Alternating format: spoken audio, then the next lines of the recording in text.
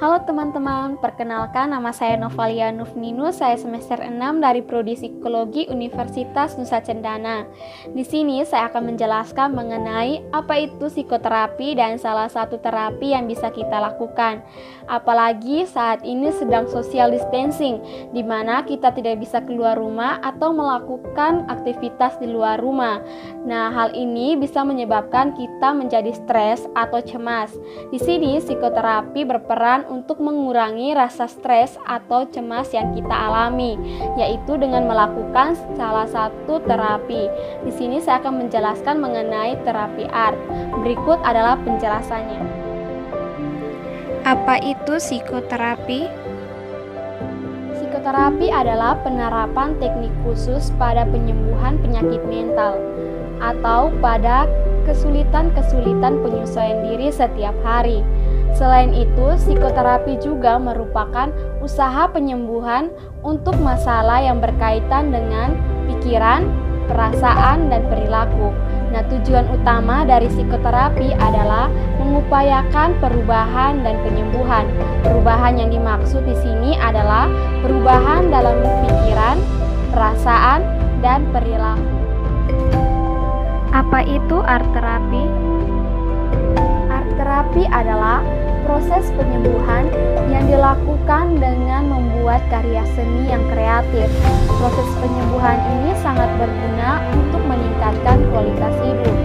Art terapi juga sangat berguna untuk mengatasi gangguan emosi, menyelesaikan konflik, menambah wawasan, mengurangi perilaku bermasalah, serta meningkatkan kebahagiaan hidup. Apa kegunaan dari art terapi? Para ahli biasanya melakukan art terapi dengan menggunakan teknik bermain. Kondisi ini membuat art terapi sangat sesuai digunakan dalam dunia anak-anak.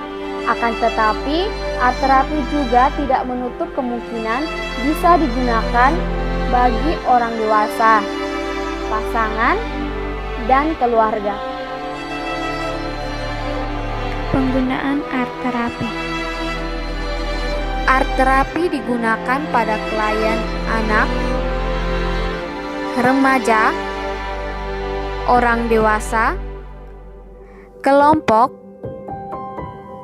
dan keluarga untuk menangani kasus-kasus seperti kecemasan, depresi, dan gangguan-gangguan lain seperti penyalahgunaan zat dan kecanduan. Jenis-jenis art terapi. Yang pertama, musik. Terapi musik didasarkan pada improvisasi musik oleh seseorang, terapis, dan pasien. Terkadang terapi musik dilakukan dalam sesi perseorangan, tetapi bisa juga dilakukan dalam sesi kelompok. Yang kedua, membaca puisi. Membaca puisi biasanya diterapkan pada subjek anak dan remaja, antara lain pada kasus kekerasan terhadap anak dan kasus bunuh diri pada anak atau remaja. Yang ketiga, drama dan menari. Terapi drama dilakukan dengan bermain peran tertentu dalam situasi tertentu, membuat gerakan untuk mengekspresikan diri, pidato dengan suara yang sulit ditirukan, bertindak tanpa berkata-kata, atau mengulangi perilaku yang menyebabkan konseli mengalami masalah di masa lalu. Manfaat art terapi. Yang pertama, memberikan informasi yang lebih bernilai pada proses terapi karena menyediakan karya seni. Yang kedua, sebagai sarana dalam pelepasan emosi, di mana hal ini sebagai pelepasan pengalaman yang menyakitkan dan mengganggu. Yang ketiga, mengurangi tingkat stres dan menginduksi respon relaksasi fisiologis melalui pengubahan suasana hati.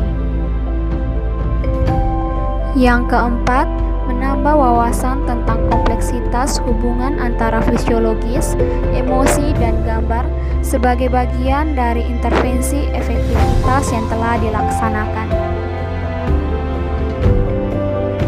Kelebihan art terapi. Dengan terapi seni, klien dapat menuangkan apapun yang ada dalam pikirannya saat ini, perasaannya hingga hal-hal yang tidak dapat dikatakan secara langsung tanpa takut karena pasien tidak perlu berkomunikasi langsung yang dapat membuatnya merasa tidak nyaman. Kekurangan art terapi. 1. Interpretasi image yang dibuat. Tidak semua gambar yang dihasilkan dari terapi seni dapat digunakan untuk interpretasi, bisa saja tidak bermakna apa-apa. 2. Waktu. Waktu yang digunakan untuk terapi tidak dapat diketahui secara pasti. Bisa lama, bisa juga hanya memerlukan waktu sementara. 3. Ruangan. Untuk melakukan terapi seni, diperlukan ruangan khusus sehingga pasien akan merasa nyaman.